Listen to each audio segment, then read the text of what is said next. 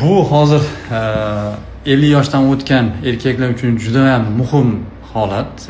Ya'ni mana olingan to'qimani ko'rib turibsizlar, mana to'qima, olingan to'qima. Bu nima? Bu bemor yoshi katta, 50 dan oshgan, siyishda muammo bilan keldida tekshiruvlar qildik. Tekshiruvda asosiy tekshiruvlardan bittasi prostata spesifik antigeni.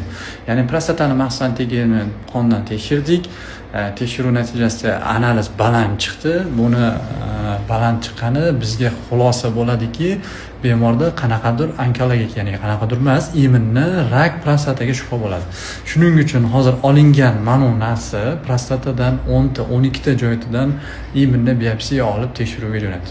Unga qarab turib nima xulosa qilinadi, mana shu aytadi. Bu prostatani maxsus tekshiruvi, biopsiyasi hisoblanadi.